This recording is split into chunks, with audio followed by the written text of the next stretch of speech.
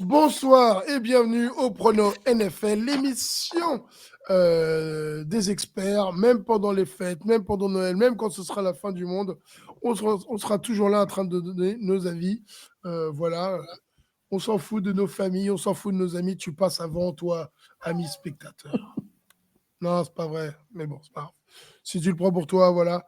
Si tu es seul pour le réveillon de Noël, tu peux te mater nos anciennes émissions. C'est ce qu'on t'invite à faire. Voilà. Ce soir, au menu, les Jets contre Jacksonville, Cleveland contre les Saints, Dallas contre Philadelphie, Las Vegas contre Pittsburgh et les Rams contre les Broncos. Mais tout d'abord, je vais vous présenter la fine équipe. Je suis Rico, notre fan des Bills, résident, auteur de l'American Sport, j'ai nommé Olivier Rival. Bonsoir. Salut Rico, salut Scooby, j'espère que vous allez bien. Salut Voilà. Noël. Merci. Maître Scooby, toujours près d'une fenêtre, à guetter l'arrivée du Père Noël, parce que voilà. Et il n'arrive jamais. Voilà. Mais bon, il faut attendre. Il n'est pas sage, c'est pour ça. Voilà. Moi, l'année dernière, pour Noël, j'ai commandé 32 maillots. Ils ont été livrés. Ils sont là. Voilà. Vous avez demandé des choses au Père Noël cette année? Non. Moi, j'ai demandé l'Amérique et le sport d'Olivier Rival. Ah, c'est cool. Ah. Ça, c'est une bonne idée, ça. Ça, c'est une Voilà, bonne idée. il faut tous le commander. C'est Moi, important. j'ai demandé un Super Bowl avec les Bills, mais je suis pas sûr de l'avoir cette année. Tu as plus de chances d'avoir l'American Sport de Rival. Bah ouais, ça coûte moins cher. Bah ouais. Voilà, le premier match de ce soir. Ah oui, il faut que tout le monde, c'est important, que vous googliez mascotte VS Kids Halftime, la mi-temps des mascottes contre les enfants des Vikings 2022. J'espère que vous arriverez à la conclusion comme moi que les mascottes, c'est des gros bâtards. Voilà. Le premier match ce soir, les Broncos contre les Rams pour ouvrir la marque. Olivier Rivals. Alors écoute, c'est quand même peut-être les deux équipes qui ont le plus déçu cette année, qui se rencontrent avec à l'arrivée des saisons qui sont d'ores et déjà complètement foutues. Donc c'est quand même un petit peu difficile à prévoir parce qu'il y a aussi l'aspect motivation des deux équipes qui est pas forcément évident. Les deux équipes ont perdu 4 de leurs 5 derniers matchs. Même si Denver a gagné la semaine dernière contre Arizona. En plus, ils ont joué avec Ripien comme QB puisque Wilson était pas dispo. Enfin, il était encore blessé. Il n'est pas sûr de jouer à Los Angeles ce week-end. Du côté des Rams, après une première partie plutôt convaincante, Mayfield est redevenu un petit peu plus friable et un petit peu plus comme on le connaît, on va dire. À Green Bay, ils ont réussi à gagner 156 yards sur tout le match, donc ça n'a quand même pas été très très glorieux du côté des Rams. Donc sur ce match-là, écoute, je vais suivre la fameuse Rémi Rule et je vais jouer l'équipe à domicile entre deux équipes qui sont bien pourries, en tout cas cette saison. Voilà, et Rémi a aussi lui aussi suivi la Rémi Rule. Rémi qui depuis cette semaine est notre leader à tous. Scooby. Oui, moi je suis assez d'accord sur le début pour dire que ces deux équipes sont assez décevantes. Les Rams, on pensait peut-être qu'ils allaient faire encore le Super Bowl, et ben là ils sont plus est-ce qu'ils vont avoir le premier choix de la draft ou non? Les Broncos, on pensait qu'ils avaient fait la case du siècle avec Russell Wilson, mais c'est plus les Seahawks visiblement qui ont fait la case du siècle. Donc là, c'est vrai que c'est un match avec beaucoup d'interrogations. Je trouve que les Broncos, quand même, malgré tout, jouent un petit peu mieux ces derniers temps. C'est bête à dire, mais alors c'est vrai que ça va avoir un impact si Ripien joue ou non, parce que je trouve qu'offensivement, notamment contre les Chiefs, c'était quand même pas mal, voire plutôt bien. S'ils ont marqué 28 points, je me demande même si c'est pas un record de la saison. Ils ont marqué 24 points contre les Cardinals, malgré le fait que les Cardinals aussi est une équipe en grande difficulté. 24 points pour les Broncos, c'est beaucoup. Donc je trouve qu'il y a un peu de mieux, que leur défense est toujours très bonne, qu'ils arrivent toujours à tenir. À part le match contre les Chiefs, on affronte Mahomes, ils ont eu quand même assez stable et plutôt très bien même. Tandis que les Rams, c'est quand même pas très, on sait pas trop. Ils ont gagné avec Baker Mayfield dans un super drive en dernière minute contre les Raiders, une autre équipe incompréhensible de la NFL. Mais la semaine dernière, je trouve très mal joué contre les Packers. C'était vraiment pas terrible. Je les vois pas gagnants. Je vois plus, pour la première fois dans la carrière de Sean McVay chez les Rams, une année de reconstruction. Alors ça va être compliqué sans draft pick. Je me demande comment ils vont s'en sortir. Mais voilà, quand même, les Broncos sont un peu au-dessus. Offensivement, ça se vaut. Mais défensivement, un petit avantage pour Broncos. Je trouve que globalement, même si Russell Wilson est absent, je pense que les Broncos peuvent gagner le match.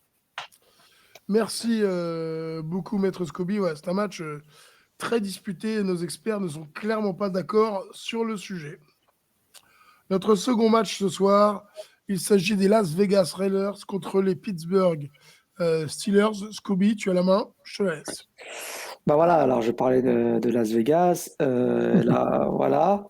Comment dire, cette équipe, elle peut être. Alors, j'ai pas envie de dire qu'elle peut être la meilleure, c'est pas très vrai, mais elle peut être une très bonne équipe. Elle peut très bien jouer. Josh Jacobs, Devante Adams. Je pense aussi à la défense qui fait le travail. Chandler Jones qui a marqué le touchdown le plus improbable de l'histoire de la NFL contre les Patriots. Mais d'un autre côté, elle est capable du pire aussi, perdre contre les Rams qui ont un Baker Mayfield qui est arrivé avant-hier. Mais voilà, d'un autre côté, Pittsburgh aussi, c'est assez fragile. Je les vois un peu plus prendre du rythme. Ils arrivent à être à 5-8. Maintenant, alors, à confirmer, ce qui va starter, est-ce que c'est Trubisky ou pas? Moi, je ne les ai pas trouvés très convaincants la semaine dernière avec Trubisky à la baguette. C'est aussi un peu aléatoire. Najee Harris fait un peu de mieux, mais c'est pas non plus extrêmement convaincant. C'est assez ambivalent. Ils ont quand même, voilà, ils ont réussi à gagner la semaine dernière contre les Carolina, mais qui sont aussi une équipe en grande difficulté. C'est vraiment Steelers. Ils ont réussi à gagner contre des équipes de la NFC Sud. Petit point souligné. Mais ils ont réussi notamment contre des équipes qui sont un peu en difficulté. Moi, je pense que si les Raiders arrivent enfin à trouver leur rythme, ils peuvent gagner le match. Je les trouve plus sereins, je les trouve plus intéressants à jouer globalement. Voilà. Olivier, bien, tu es seul, Rémi, dans ce constat. Maître Scobie, dans ce constat. Olivier, tu le rejoins? Écoute, pas vraiment, mais alors après, c'est vrai que c'est pas un match facile à pronostiquer parce qu'avec les Raiders, ça peut vraiment être tout ou rien. On les a vus faire des très bons matchs. Ils sont quand même meilleurs, hein, enfin mieux qu'en début de saison. Ils ont gagné 4 des 5 derniers, mais les Steelers aussi, pour le coup. C'est aussi deux équipes qui ont encore une petite chance d'attraper les playoffs. En tout cas, pour le vainqueur de ce match, il y aura peut-être encore un petit espoir. Donc, c'est pas non plus un match qui vont jouer comme ça par-dessus la jambe. La météo s'annonce très très froide à Pittsburgh, comme dans pas mal d'endroits ce week-end aux États-Unis. Ça peut peut-être aider plutôt les jeux de course. En tout cas, Najee Harris a fait des bons matchs ces derniers temps. Il a été plutôt pas mal contre Carolina.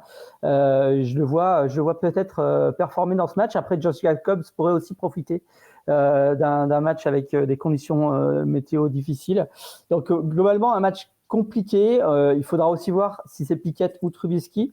Même si, pour le coup, peut-être que dans des conditions un peu compliquées, Trubisky serait peut-être un petit peu plus à même de l'emporter avec son expérience. Je joue Pittsburgh un petit peu de la même manière que tout à l'heure, un petit peu pour la Rémi Roule, on va dire, mais parce que il faudrait qu'on soit sûr de quelle équipe des Raiders on va voir pour vraiment avoir un pronostic confiant. Donc là, je joue les Steelers, mais pas super confiant sur ce résultat. Si tu es confiant, on le sait, dis-le. Assume un peu. Très bien, merci beaucoup, Olivier. Le match suivant, la NFC Est, sachant que si j'ai bien lu, ce week-end, les Giants pourraient se qualifier pour les playoffs, et ça c'est joyeux. Il y a quelques combinaisons qui les placeraient directement en playoffs, donc ça c'est chouette. Cowboys contre les Eagles. Olivier, tiens, soyons fous. Alors, écoute, là, c'est un match qui s'annonce intéressant dans une NFC East qui est quand même très, très compétitive. 10-4 pour Dallas, 13-1 pour les Eagles. Le match aller à Philadelphie, il y avait eu un 26-17 pour les Eagles. Ça s'annonce très serré. Alors, du côté de Philadelphie, pour l'instant, c'est quand même l'équipe qui est le plus régulière, qui arrive à enquiller les victoires les unes après les autres. Là, contre Chicago, Ils n'ont pas tremblé, alors que pourtant, ils ont eu 3 turnovers contre eux, avec un Edgy Brown qui a été encore super bon. Le problème, c'est que Hurts est peut-être un petit peu blessé, donc il faudra voir ce qui se passe de ce côté-là, voir s'il est là et s'il est là à 100%. Du côté de Dallas, à un certain moment, ils étaient très, très impressionnants. Là, depuis quelques matchs, c'est un petit peu moins bon. Ils avaient failli perdre contre Houston il y a 15 jours. Et là, ils ont perdu contre Jacksonville. Prescott a pris la mauvaise habitude de lancer beaucoup d'interceptions ces derniers temps. Donc voilà, l'avantage est plutôt pour les Eagles. Mais le match se joue à Dallas. Donc c'est clair que ça va être un match sans doute très, très physique, très, très disputé. Je joue les Eagles, mais de pas grand-chose, parce que je pense que malgré tout, l'équipe est un petit peu mieux en place que celle des Cowboys en ce moment. Maître Scooby, tu es complètement d'accord? Pas complètement. Comment ça va complètement? Justement, en termes de régularité, tu l'as bien souligné en plus, moi je trouve qu'ils n'ont pas été très réguliers justement contre Chicago. Chicago, c'est pas non plus la plus grosse défense de la NFL. Il faut rappeler qu'ils ont trade beaucoup de leurs joueurs pour avoir des draft picks, pour avoir des joueurs offensifs. Et je les ai trouvés un peu fragiles pour le coup. Bon, Justin Fields est toujours aussi impressionnant. Bon, je donne leur ça comme crédit. Mais voilà, je les ai trouvés pas si. Les gars, ça dépend vraiment. On a des matchs où ils sont capables encore. Alors, c'est pas comme les Raiders. J'ai trouvé dans une bonne dynamique. Et là, je les ai trouvés un peu moins intéressants contre les Chicago. Jalen Hurts, on n'est pas sûr s'il va jouer ou pas, et peut-être même pour le reste de la saison régulière, hein, il va sûrement jouer en playoff. Et pour moi, ça va faire une grosse différence. Gardner Minshew, mine de rien, j'ai vu, il a quand même des stats assez impressionnantes, c'est ça qui me fait assez rire. Mais voilà, Gardner Minshew, il n'a pas les mêmes capacités, les mêmes, les mêmes capacités que Jalen Hurts.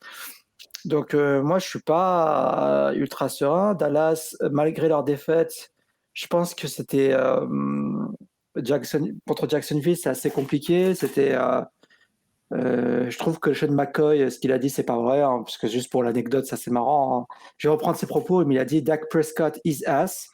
Bon, je suis pas d'accord avec ça, mais il a dit ça sur ESPN. Hein. Non, moi je suis pas d'accord avec ça. Je pense que Dallas c'est quand même une attaque qui tombe plutôt bien, une défense s'il faut qui peut fonctionner. Et avec Minshew absent, il faut pas oublier que Dallas, je crois qu'ils sont toujours numéro 1 en termes de sacs de la NFL. Donc voilà, Dallas, si Hurts est absent, c'est surtout pour ça que ça m'a motivé comme choix. Je les vois quand même remporter le match. Ah, c'est clair que si Hurts est pas là, moi je jouerais peut-être à la dernière minute Dallas pour le coup. Donc voilà, c'est aussi ça qui va faire peut-être la décision de ce match. Ok. Ah, c'est le solstice aujourd'hui, putain, pardon. Bon solstice à tous. C'est peut-être pour ça qu'il pèle. Le 4e match de ce soir, les Browns contre les Saints. C'est pas une belle affiche, ça, hein? Magnifique. Olivier, tu nous en parles? Écoute, je vais surprendre personne, hein, parce que je vais encore jouer les Saints. C'est une vieille habitude que j'ai. Je suis un éternel optimiste avec cette équipe qui, pour une fois, a été plutôt pas mal la semaine dernière. Ils ont notamment donné le ballon pas mal à Hill, qui a marqué un très joli TD. Alors après, se déplacer à Cleveland, c'est pas forcément facile. En plus, il va faire mauvais à Cleveland. Il va faire très froid. Cleveland qui vient de battre Baltimore, mais avec un Baltimore un petit peu en peine, parce que ils ont pas Jackson en ce moment. Huntley a pas été top. Mais c'est vrai que Deshaun Watson a été un petit peu mieux que lors de son premier match. Donc, ils sont peut-être en progrès. Ces deux équipes qui, malgré tout, ont encore des petites chances d'aller en playoff, bon, des très petites, mais ils vont quand même, j'imagine, essayer de jouer ce match. Donc voilà, moi je joue les Saints parce que j'ai l'habitude de jouer les Saints. J'ai beaucoup perdu de matchs en jouant les Saints, mais je trouve qu'il y a un petit peu plus de talent offensif dans cette équipe-là, et que malgré tout, Cleveland, c'est pas la meilleure équipe de la ligue, loin de là. Donc ils sont prenables. Alors pourquoi pas une petite surprise avec les Saints. Merci beaucoup, Scooby. Tu disais Rico Sakai. Moi, je pense que là, tu sais pas ce que c'est que Sakai là, quand tu vas aller à Cleveland là, ce week-end. C'est pour ça que je ne vais pas à Cleveland ce week-end. Hein. Non, mais c'est pas dans le sens, voilà, heureusement que tu n'es pas là-bas, quoi. Mais pour revenir un peu plus au match, c'est vrai que il faut aussi mettre un peu de contexte. Je trouve que les Saints, ils ont bien joué en termes de défense contre la passe parce que Desmond est le jeune quarterback de Cincinnati. Bon, il n'a pas fait un match flamboyant, mais ils ont quand même eu un très bon attaque au sol. Ils ont presque fait 200 yards avec Alliger notamment et Patterson. Et ils ont quand même gagné de justesse. Il ne faut pas oublier de 28 à 21 à 18 pour être exact. Moi, j'ai quand même mis les Browns parce que ça se joue chez les Browns. Un petit facteur à prendre en compte. Et j'ai l'impression que Deshaun Watson reprend un peu d'habitude. C'était un peu. On parlait d'hold-up. Alors, au début, quand j'ai vu le premier match de Watson de retour, je me suis dit, mais putain, les Browns, ils ont travaillé toute leur franchise pour rien. Parce que là, Watson, c'était une catastrophe. Là, il commence un peu à rejouer. Ça faisait presque 2 ans qu'il n'avait pas joué. Là, je le vois, il est quand même bien meilleur. Il rejoue à d'autres niveaux. Ils sont à la maison. Ils ont une défense qui est pareil ambivalente, mais bon, ils ont quand même des joueurs, je pense, assez pour contenir l'attaque des Saints. Moi, je trouve ces deux équipes qui sont en pleine reconstruction.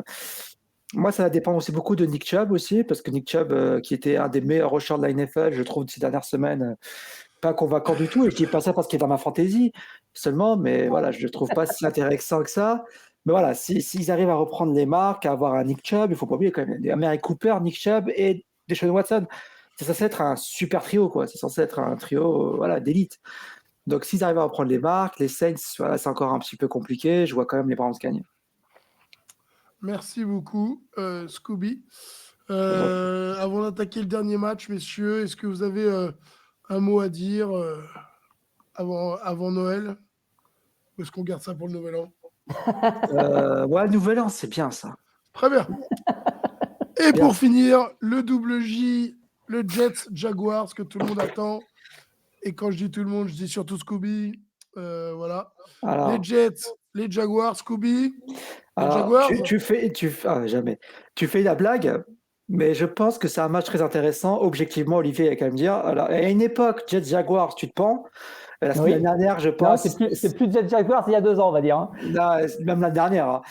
Mais cette année, voilà, ça va être un match assez intéressant. Alors, pourquoi j'ai dit les Jets? Et franchement, même objectivement, je m'explique. Les Jaguars, c'est comme une équipe qui est assez. Voilà. Pourquoi les gens, ils ont plus tourné les Jaguars? C'est comme une équipe qui fonctionne très, très bien en ce moment. Trevor Lawrence, certains ont se posé des questions. Est-ce que c'était le bon choix ou pas? Là, ils montrent vraiment que c'est pourquoi c'était le premier choix de la draft et pourquoi c'était un QB si attendu. Ils ont une attaque à la passe explosive. Christian Kirk, Zay Jones, Evan Engram, toute la clique. Alors, justement, la force des Jaguars, c'est la passe. Travis Etienne, j'ai l'impression qu'ils l'ont un peu laissé de côté depuis un moment. Bon, il va quand même revenir un peu fort, mais voilà, c'était pas aussi impressionnant qu'au milieu de saison, je dirais. La force des Jets, c'est la défense contre la passe. Aucune équipe n'a fait 300 yards à la passe contre les Jets cette saison. Aucune. Parce qu'ils ont un backfield assez impressionnant. On a DJ Reed qui est quand même plutôt bon. Jordan Whitehead. Alors, je ne sais pas si Lucas Joyner va jouer, mais Mais le Sauce Gardner qui est pour moi le rookie of the year, hein, je pas du tout objectif, mais je le pense, et qui surtout n'a pas été target une seule fois de tous les matchs contre les Lions, c'est-à-dire qu'il s'embête même plus à lancer. C'est un peu le retour d'Arrell Revich, enfin j'exagère un peu, mais voilà. Non, alors pour revenir un peu plus sur le match, voilà. Donc les Jets ont quand même une très bonne défense contre la passe. Au niveau de l'attaque, ça arrive plus ou moins à avancer. C'est pas Mike White, c'est encore Zach Wilson qui va starter. À voir, parce que je sais qu'il n'aime pas la pluie. Et visiblement, il va pleuvoir énormément. Samedi, sortez les parapluies à New York parce qu'il va pleuvoir énormément. Ils jouent à la maison. Ils ont Zonovan Knight, qui est quand même un running back assez intéressant pour un rookie, avec Michael Carter aussi. Je pense que voilà. Donc, je pense que l'attaque des Jets va réussir à avancer un minimum. Je pense que les défenses vont vraiment contenir. Goff n'a pas été aussi explosif que les dernières semaines. Il ne faut pas oublier que les Lions, d'habitude, c'est 300, 400 yards à la passe. Là, ils ont quand même eu pas mal de mal contre les Jets. Ils ont réussi à marquer un TD de 50 yards parce qu'il y a eu un problème de coverage. Mais voilà, quoi, c'est vraiment, ils étaient à 200 yards, sinon, à tout casser. Avoir la ligne offensive des Jags, parce que les deux tackles sont peut-être out. Cam Robinson est out et l'autre tackle, j'ai oublié son nom, est peut-être out aussi. Et quand on sait que le pass rush des Jets, c'est quand même un des plus monstrueux de la NFL. Donc voilà, je pense que la défense des Jets va faire le travail. C'est dans la pluie. Trevor Lawrence, il est beau avec ses cheveux longs, mais il vient du sud, donc il n'a pas l'habitude du froid. Donc voilà, je pense que les Jets défensivement vont faire le travail. Eh bien, merci beaucoup, Scooby. Olivier? Alors écoute, c'est un match intéressant. Scooby l'a très bien dit. C'est dommage qu'il soit tard jeudi parce que moi, sinon, je l'aurais bien regardé celui-là pour le coup. Surtout que l'équipe qui va le gagner, elle aura un vrai coup à jouer peut-être derrière pour attraper une place de play-off. Donc voilà, c'est effectivement un match très intéressant et comme l'a dit Scooby, ça va vraiment être Trevor Lawrence contre la super défense contre la passe de New York. Trevor Lawrence, moi franchement, je faisais partie des sceptiques jusqu'à ce début d'année là. J'étais pas hyper persuadé qu'il avait l'étoffe d'être un grand starter dans la NFL. Et cette année, il prouve vraiment que il est au niveau.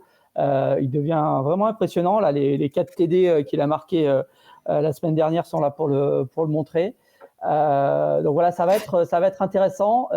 Effectivement, les conditions météo vont être importantes parce que s'il fait mauvais, ça sera sans doute un gros avantage pour les Jets de ce côté-là. Si c'est des conditions jouables pour Lawrence, ça peut être intéressant. Et puis, du côté des Jets aussi, apparemment White est out de toute façon, donc ils vont être obligés de donner la balle à Wilson. Donc Wilson, c'est un peu tout ou rien. En tout cas, ça peut être très très bon d'un coup et puis une interception très mauvaise et vraiment pas belle à voir 2 jeux plus tard. Donc voilà, je pense qu'il y a un vrai talent chez Wilson, mais aujourd'hui il est encore trop irrégulier, donc ça peut coûter cher aux Jets parfois. On verra ce que ça donne. En tout cas, moi, je donne les Jaguars parce que j'ai vraiment l'impression que cette équipe monte en puissance en cette fin de saison. Mais c'est là aussi un match qui s'annonce très serré et il y a pas mal de facteurs qui pourraient faire basculer le match d'un côté et de l'autre. Voilà, merci beaucoup. Je vais rajouter un petit truc, Rico. Rajoute un j'avais petit oublié. truc. Voilà, il faut pas oublier aussi que, alors, tu me corriges Olivier ou pas, mais j'ai l'impression que les Jaguars, ça joue beaucoup en dehors des numéros, donc des receveurs extérieurs des numéros, donc plutôt des receveurs extérieurs. Et c'est qui a très grande force des Jets. Eux, ils sont un peu plus fragiles à l'intérieur. C'est pour ça qu'ils s'amusaient à mettre Amon St. Brown en slot, donc en receveur extérieur. Et là, ils arrivaient à gagner des yards à la passe. Tandis qu'à l'extérieur des numéros, c'est beaucoup plus compliqué. Même Justin Jefferson n'a pas réussi à faire plus de 50 yards. Et franchement, c'est un match intéressant parce que justement, c'est vraiment un très très gros test pour Trevor Lawrence. Donc, on va un petit peu voir ce qu'il a dans les. Mais malgré tout, pour le coup. Je vais annoncer parce que je sais que Rico il aime bien qu'on prédit des trucs. Jacksonville va perdre ce match-là, mais ils vont gagner contre les Texans, ils vont gagner contre les Titans. Je pense que les Titans vont perdre contre Dallas, ils vont gagner les Texans, mais perdre contre les Jacksonville. Et je pense que malgré cette défaite, les Jacksonville Jaguars vont arriver 4e de l'AFC en étant champions de l'AFC Sud 8-9. Je pense que les Jets vont win out. Ils vont battre bien sûr, totalement objectif, ils vont battre les Jaguars de Seville, ils vont battre Seattle et ils vont battre Dolphins. Ils vont être à 10-7 et donc éliminer accessoirement les Dauphins de Nice. J'ai fait exprès de dire Dauphins de Nice. Et la 6e place, je pense que ça va être les Chargers. 5e place, Ravens. 4e place, Jaguars. 3e place, Bengals. 2e place, Chiefs. 1re place, Bills. Voilà. Elle n'est pas du tout orientée, ta liste de Noël. Hein. Un petit peu. J'ai mis les Bills premiers pour faire plaisir quand même. C'est gentil. faut qu'on gagne contre les Bengals, ce qui va pas être facile. Mais sinon, si c'est pas le cas, c'est vrai que c'est Bengals numéro 1 quasiment.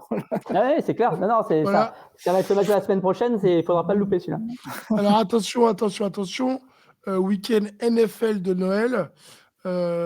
Ils ont voulu permettre aux joueurs de passer le 25, plus de joueurs en tout cas de passer le 25 décembre en famille. C'est-à-dire que le gros des matchs, c'est samedi, c'est pas dimanche, puisqu'il y a 6 ou 7 matchs à 19h samedi, 2 à 22 et 1 à 2h du mat. Et 3 matchs dimanche. Voilà, que 3 matchs dimanche. Donc, voilà. Donc, donc quand vos familles, quand vos femmes disent on fait plutôt le 24 au soir ou le 25 au soir, tu fais ouais, le 25, c'est bien le 25. On va rester en amoureux le 24, hein, chérie. Les enfants, ils vont dormir tôt. Surtout que Philly Dallas, c'est à 22h25 pour le réveillon. Hein, donc, c'est quand même pas top pour les supporters français, pour le coup. Ça dépend de l'âge des mômes, en fait. S'ils se couchent suffisamment tôt, il n'y a plus que Bobonne à gérer. Bref, En tout cas, je vous souhaite à tous un bon réveillon et de bonnes fêtes. Et on se revoit pour préparer la Saint-Sylvestre. Messieurs, bonne Ciao. soirée. Bonne soirée, à bientôt.